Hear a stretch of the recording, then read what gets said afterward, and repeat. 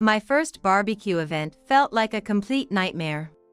Not only was the preparation a hassle, but on the day itself, I was the only one running around under the scorching summer sun. We're running out of meat. Go buy some. Kevin, supposedly the organizer and my husband, was acting all high and mighty, probably because we were in front of his employees. Hey, servant, we're out of beer. What are you doing, servant?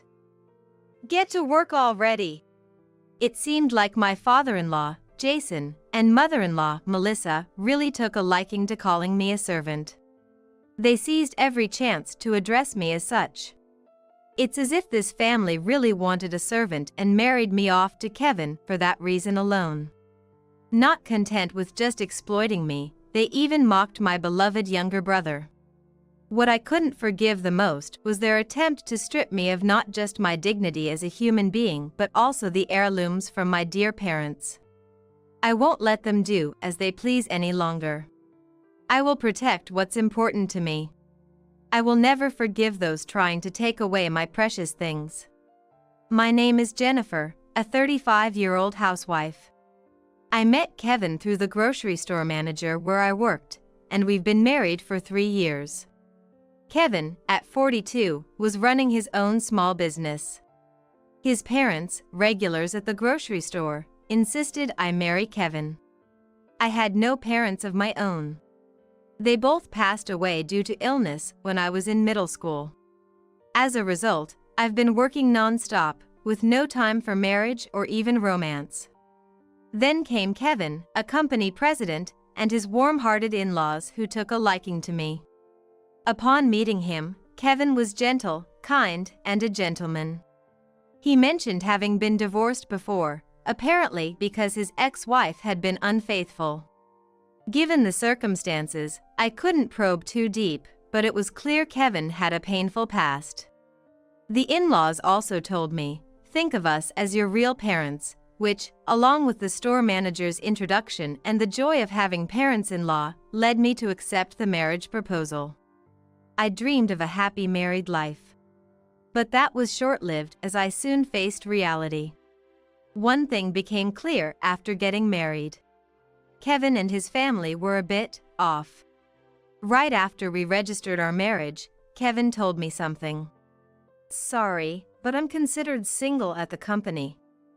You know we deal with cosmetic samples, right? Being a single, handsome young president is well received by our female customers and partners." I had many things I wanted to say, but first and foremost, I couldn't hide my slight chill at Kevin's self-proclamation of being handsome.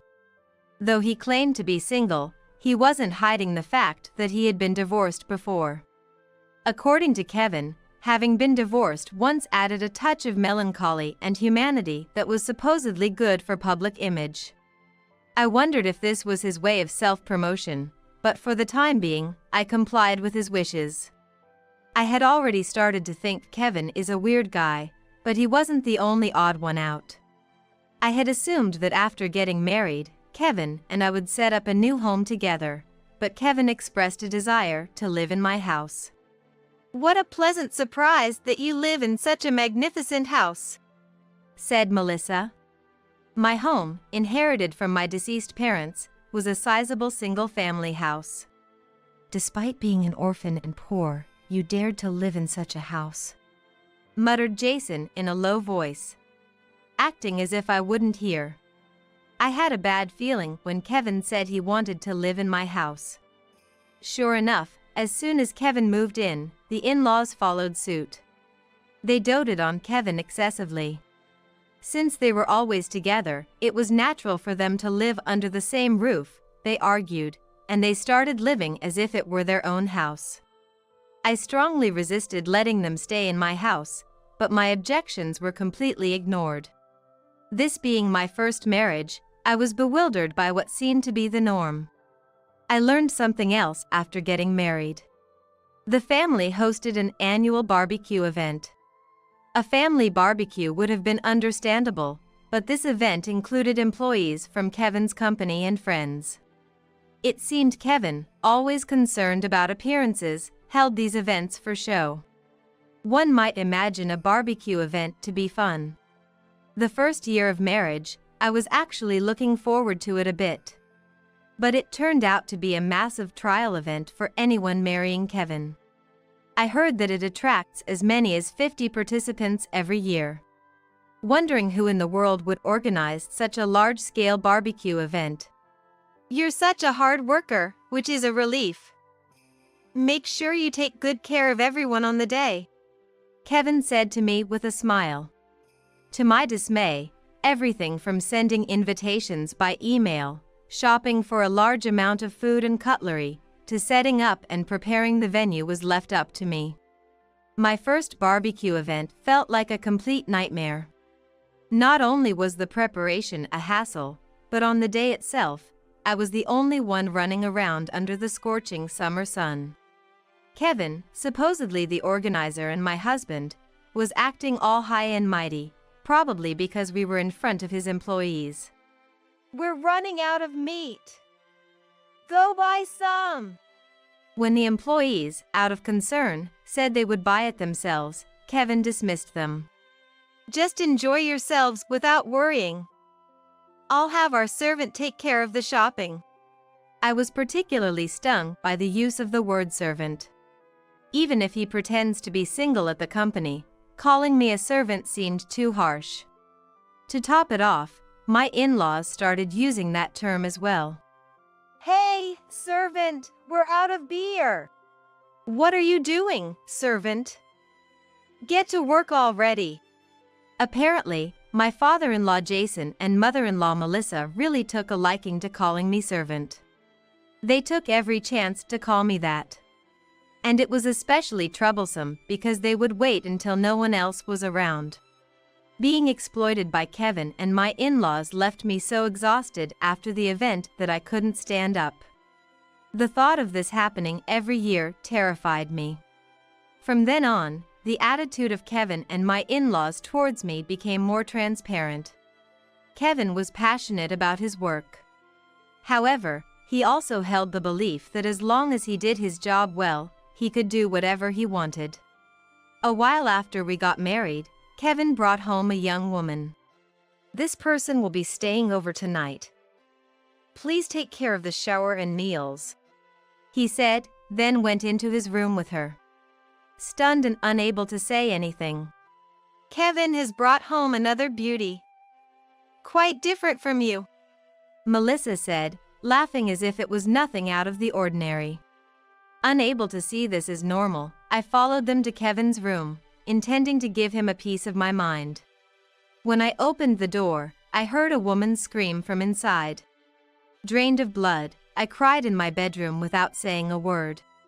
The kind and sincere Kevin I saw at first was probably just an act. The same was true for my in-laws. Not working, they treated me practically like a servant during the day. Demanding meals at any arbitrary time and making me clean up their messes were the norms. And then they would suddenly demand bread from a bakery far enough away to require a bus ride, wanting it right now. When I showed my frustration, you might not know this since you don't have parents, but this is what parents are supposed to do. Didn't we tell you when you got married? Treat us like your real parents. So stop complaining and get to work. The warmth I felt was an illusion. Taking advantage of my lack of parents, they probably figured I wouldn't leave no matter how badly they treated me. Indeed, I had nowhere else to go but this house. Then, the season for my second barbecue event came around. Thinking back on last time made me dread it, but having been through it once, I was prepared. I had started preparing things like cutlery early on. There were 50 guests again this year, but there was something in Kevin's orders that wasn't there last year. A karaoke set. Kevin said he liked to sing, so I thought maybe we'd have a karaoke competition this year, and I rented a complete karaoke set. To my surprise, no karaoke competition was held on the day. Instead, towards the end of the event, Kevin's one-man show began. Honestly, Kevin's singing was mediocre. Not particularly good, but not bad enough to be called poor. However, the occasionally off-pitch tones undeniably dampened the mood. The guests all had indescribable looks on their faces. Worried the event would be ruined, I started clapping loudly and calling out from the back row to match Kevin's singing. Then, the guests around me also started clapping their hands and getting into the spirit. And, in another spot, they did the same with clapping and calling out. Since the guests in that area joined in too, doing this in about 5 places got the whole venue excited about Kevin's singing. Kevin, pleased with how things were turning out, enjoyed passing the mic around for everyone to sing, thus saving the event from disaster. It was only about 30 minutes, but it felt like an agonizingly long time. Kevin's parents, who adore him. Kevin should become a singer. Let's start a fan club right away. Were overly thrilled with a misguided enthusiasm. I managed to get through this year's barbecue event, hoping next year would be easier. Then came the summer of our 3rd year of marriage. During that time, Kevin kept bringing women home as usual. Sometimes it was the same woman, other times different ones. I had become so accustomed to it that I felt nothing whether Kevin brought a woman home or not. Since Kevin always claimed he was having work meetings, I agreed to go along with it. Even if his infidelity was apparent, I didn't want to be seen as jealous or resentful towards the other women. As for my in-laws, it seemed their daily joy was thinking of new ways to exploit me. I played along with their harassment, as they seemed to find no other pleasure in life. But more importantly, I needed to focus on the upcoming barbecue event. Despite my reservations about the event, it involved people outside the family, so it was crucial to avoid any mishaps or embarrassments. Driven by a strong sense of responsibility, I felt a sort of fighting spirit. Whether he knew of my feelings or not, Kevin announced an outrageous plan for this year's barbecue event. We're inviting 300 people this year. I thought I had misheard, but seeing my puzzled look, Kevin repeated himself. We're inviting 300 people this year. It seemed there was no mistake. Kevin was planning to gather 300 guests for this year's barbecue event. Considering we had about 50 people before, this was a 6-fold increase. Hey, Kevin. You don't mean to say I'll be preparing for this alone again, do you? Melissa was quick to respond to my question. What are you talking about? Of course, you are. You've done it before, so you can do it again, right? It was clear she had no intention of helping. Not that I was expecting any. However, the reason for suddenly wanting to invite 300 people was beyond me.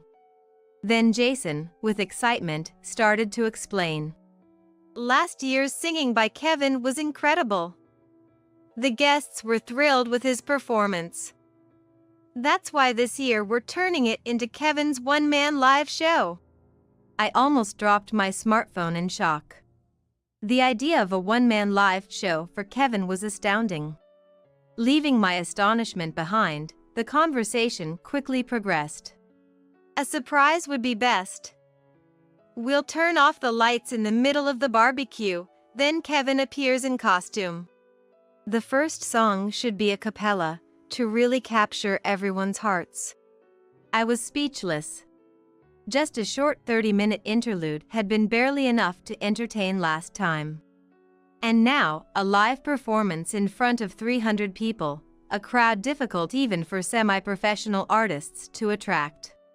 Preparing for 300 guests was daunting enough, let alone organizing a one-man live show. I couldn't even begin to imagine the required facilities or the budget. We usually charged a $20 fee for the event, which already seemed a lot, but this year, we're charging $100 for the entrance fee. Let's go all out. Kevin declared something unbelievable. I had to object.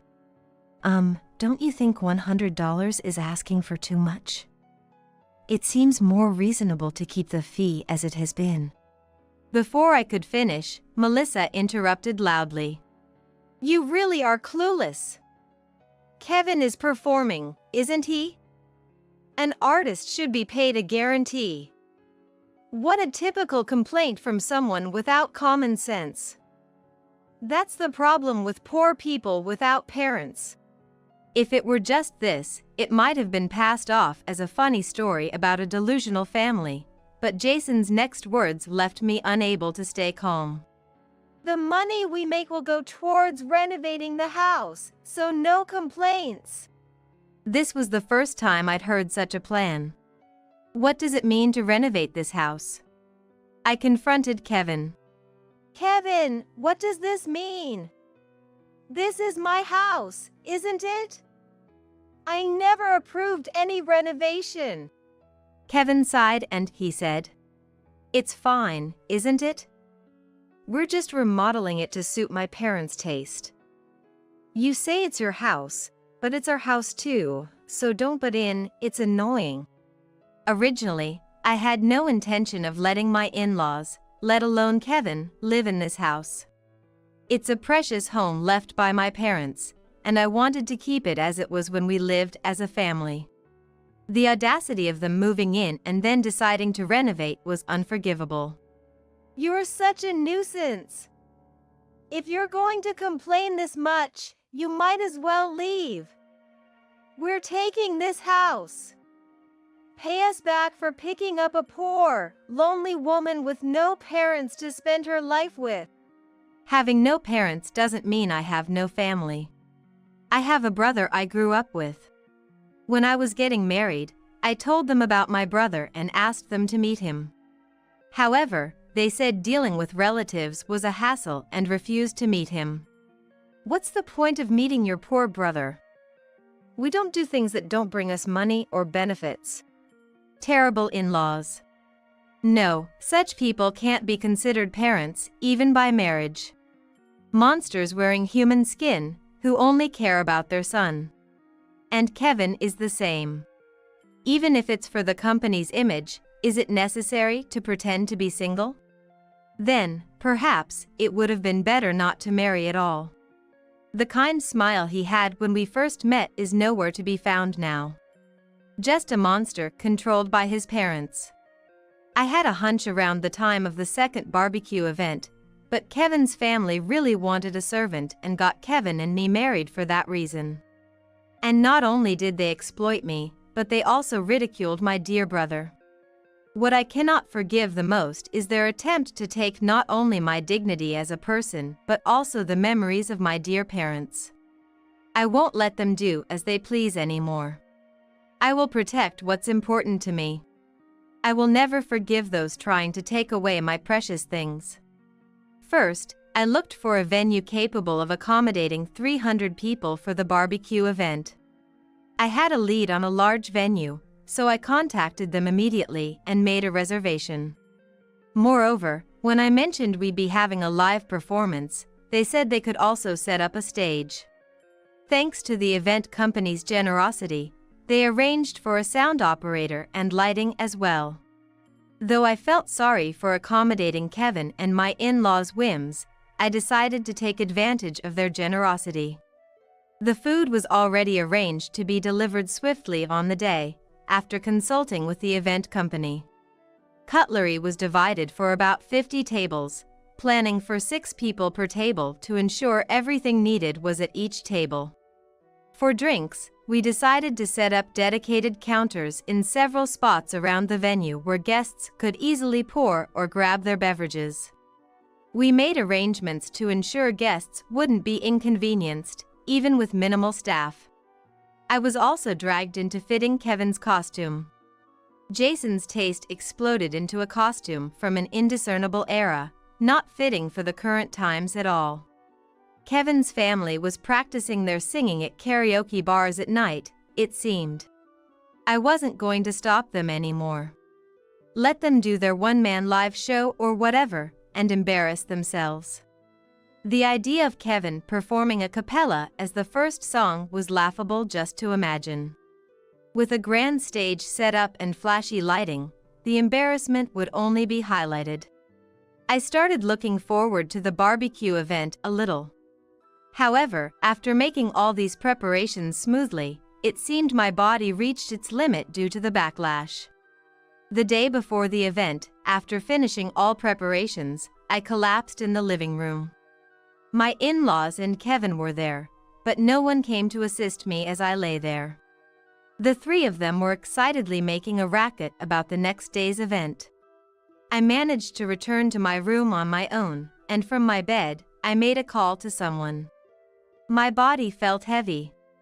It seems I might have overdone it a bit. Unfortunately, I might not be able to attend tomorrow's event. I had wanted to hear Kevin's a cappella. Then, from downstairs, Melissa's voice came.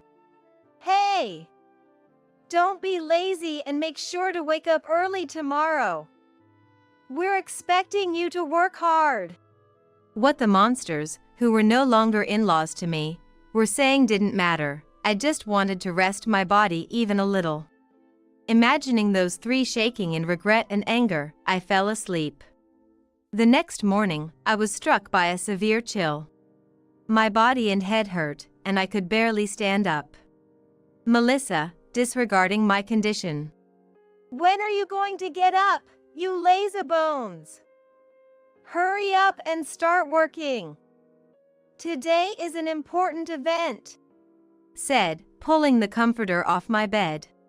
She had become not just a monster, but a demon. While Melissa was complaining to me, who couldn't get out of bed, Kevin entered the room. It's okay, Mom. Let's just have fun without the slacker. Kevin's words finally calmed Melissa down. Then, looking down at me lying in bed, Kevin said, You know, it doesn't matter whether you're here or not. Actually, it's less stressful for me without you. You get that? Even without you, I'm charismatic enough to run any event. Don't get it twisted, I don't think of you as my wife, you filthy poor thing. We're getting a divorce when I get back. And handed me a filled-out divorce application. For me, it was rather lucky to have saved the trouble of getting the divorce papers myself. Kevin had said something about packing up my stuff, but why should I be the one to pack? I need to make sure they understand they're the ones who should be leaving. They left the house, laughing joyfully, carrying Kevin's outdated stage costume with care. I wonder what they'll do about the event without me. Surely, it'll be fine. After all, Kevin claims to be charismatic. Being a president, his employees will probably help out. I'm sure I'll hear a good report when they return. Late in the afternoon, Kevin and his family returned home. The cheerful atmosphere when they left had completely changed. They all returned in silence, heads down. Welcome back, everyone. You seem a bit down. What happened? Even when I spoke to them, Jason and Kevin didn't respond, just showed expressions of disappointment. Enjoying the situation, I was starting to have fun. Among them, only Melissa glared at me. Then, surprised by what she saw next. Who's that? Surprised by the unfamiliar man sitting beside me receiving an 4 drip. The man I referred to greeted them while adjusting the drip.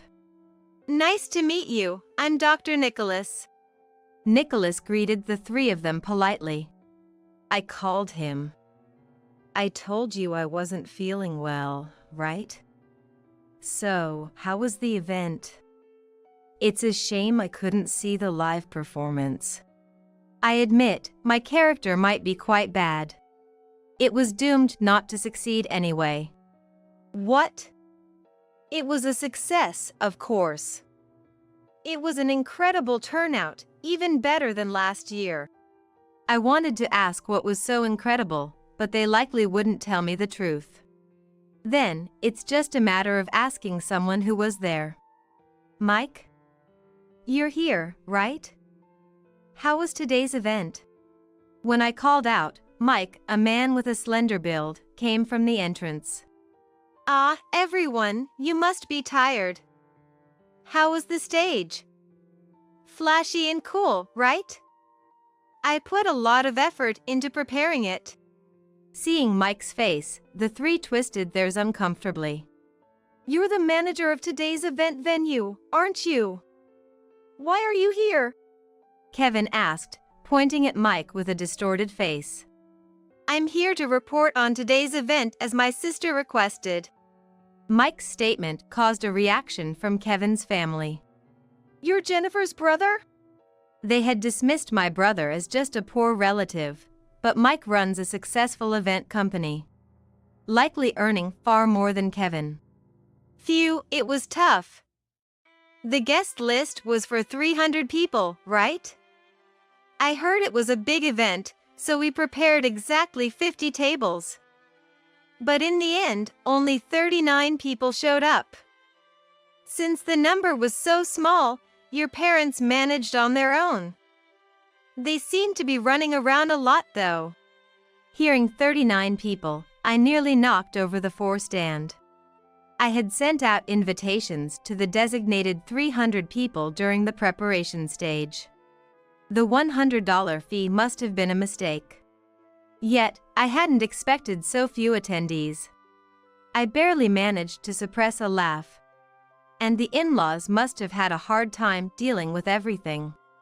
I don't feel a bit of sympathy for them. After all, I was subjected to that hell twice. Kevin glared at Mike as if to say, "Don't talk unnecessarily." Even if the expected number of people didn't show up, we still need to pay for the venue and the setup. That'll be $18,000. This time, with Mike's help, who runs an event company, we arranged the venue, stage, and food for 300 people. $18,000 seems cheap to me. They were expecting $30,000 from the 300 attendees at $100 per person. Such a pity. Dreams of renovating the house have become just that, dreams. We can't possibly pay that, only 39 people showed up. Kevin said, trembling, to which Mike responded with a broad smile. That's irrelevant. Mike's smiling face contrasted sharply with Kevin and his family, who seemed to age rapidly.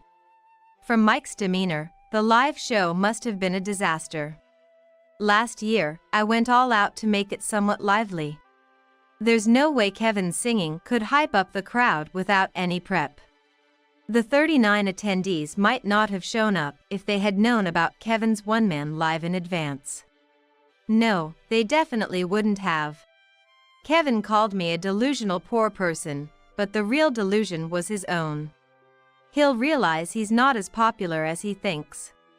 The 4 is done, Nicholas said, gently removing the needle from my arm. Seeing this, Kevin started to rant as if he had just realized something. Jennifer, you're seeing this doctor, aren't you? That's it, isn't it? I'll divorce you for your infidelity. Prepare for a compensation claim. Kevin's boastful claim, along with the in-laws joining the commotion. What a filthy woman! Lying about being sick to bring a man over on your husband's important day. For the emotional distress, I'll also claim compensation from you. Trying to leech off a wealthy doctor, typical of a poor person. To Kevin and the in-laws' vile slander, I could only sigh. Nicholas is my brother. My words stopped Kevin and his family in their tracks. Then this event company is? Looking at Mike, they asked. I am her brother. I'm Mike's brother. They're both my brothers. The 3 of them gaped in surprise. No wonder. They've been disparaging someone they assumed was poor, only to find out they're well established in their professions. As a doctor, I must say, the reason Jennifer collapsed was due to overwork. A housewife suffering from overwork, how much did you force her to work? This is abuse, you know? Shall we go to the police? Nicholas's calm words made Melissa react first. We didn't abuse her. How dare you suggest that? You people without parents wouldn't understand. Children are supposed to serve their parents. I was just teaching her the value of parents since she has none.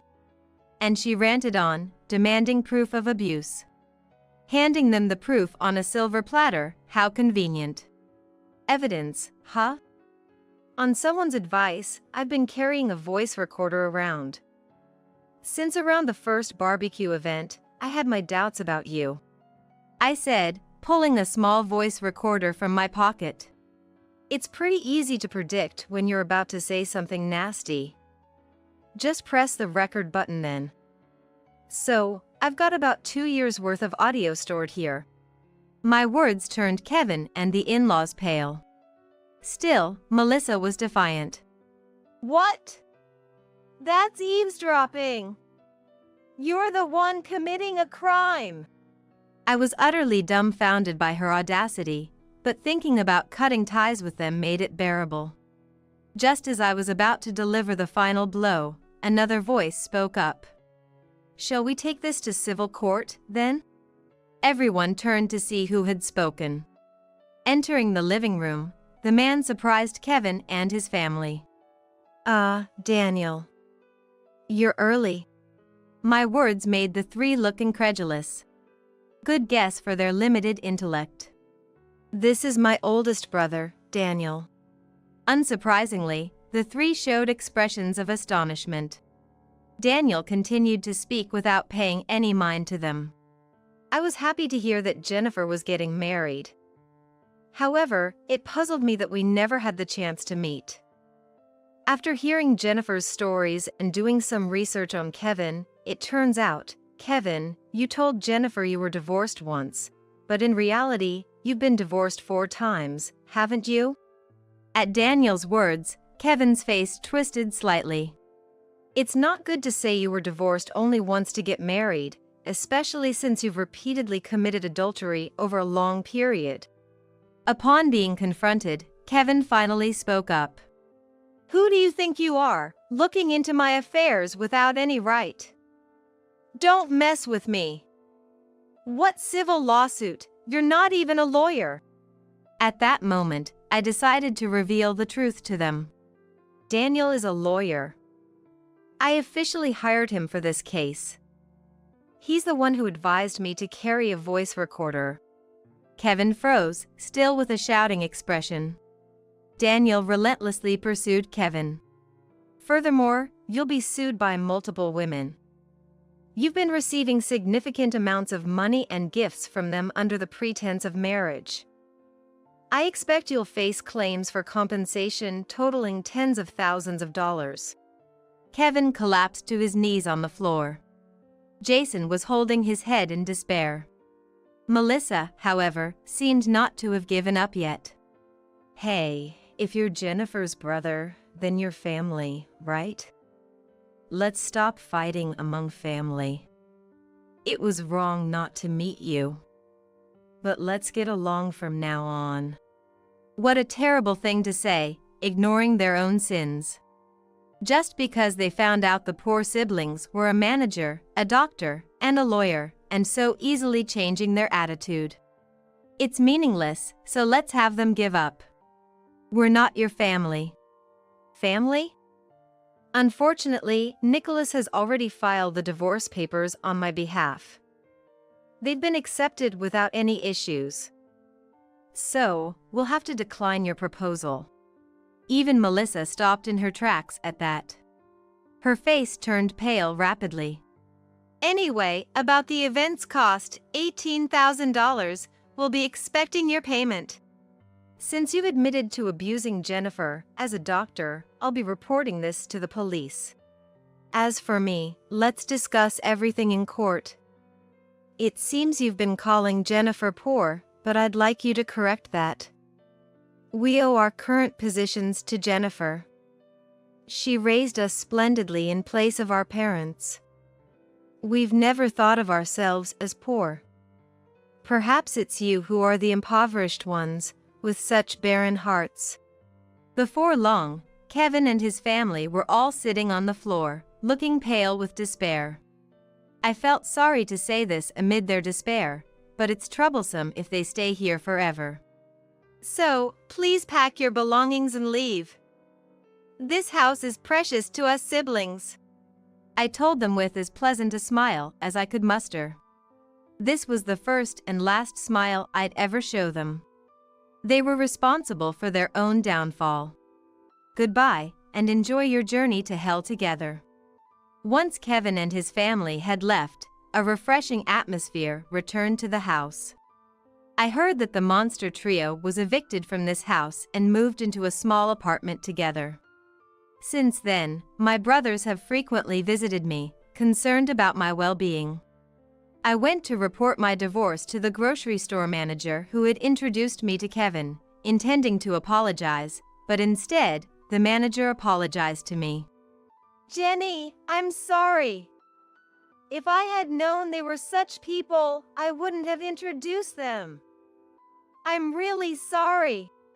Apparently, after the incident, Kevin's parents showed up at the grocery store. And, what a terrible woman you introduced us to. Pay us compensation. They caused a commotion inside the store. And the manager called the police, leading to their arrest. Probably, Kevin's parents had also initially pretended to be good people in front of the manager. The truth comes out eventually. When I expressed my intention to work at the grocery store again, the manager was genuinely delighted.